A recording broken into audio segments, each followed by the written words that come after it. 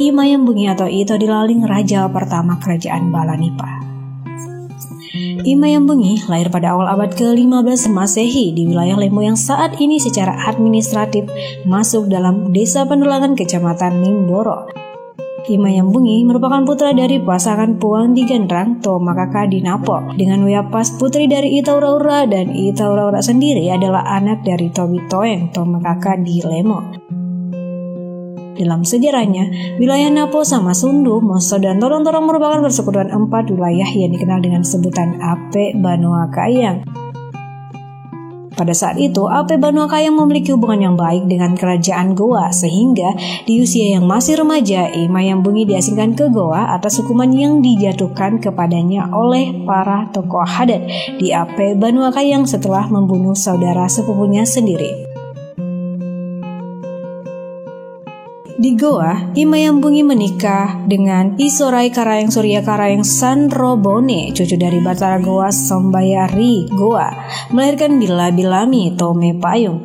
Pada masa pemerintahan Raja Goa ke-9 Daeng Matendre Tomapa Risi Kalona, Imayambungi diangkat menjadi panglima perang di kerajaan Goa dan berhasil memimpin pasukan kerajaan Goa menaklukkan kerajaan Lohe hingga ke Pariaman, Sumatera Barat. Gong dari Lohe atau yang dikenal sebagai Tobi Lohe dan keris Patarapang Raja Pariaman yang berhasil direbut diberikan kepada Imayambungi oleh Daeng Matendre. Kabar kehebatan Imayambungi tersohor sampai ke Lita Mandar. Namun pada saat yang sama di Mandar terjadi perseteruan antara Ape Banua Kayang dengan Pasokorang, sehingga pihak Ape Banua Kayang sepakat mengutus Puang di Poyosang yang masih memiliki hubungan darah dengan Imayambungi yang berasal dari wilayah Pepuangan Limboro untuk menjemput Imayambungi dalam membantu menghadapi keganasan kerajaan Pasokorang. Setelah menempuh perjalanan lewat jalur laut, rombongan Imayambungi sandar di Labuang Palipis Soreang diiringi dengan sambutan dari Puang di Gandrang bersama masyarakat Napo. Sejak saat itu, Imayambungi digelari dengan sebutan Ito Dilaling, orang yang digotong. Ito Dilaling kemudian mengatur strategi dan memimpin perlawanan bersama pasukannya hingga kemudian kerajaan Pasokorang berhasil ditaklukkan. Sejak saat itu, Ape Banua Kayang mendaulat sebuah kerajaan dengan sebutan Kerajaan Balanipa dengan mengangkat Ito Dilaling sebagai raja pertama.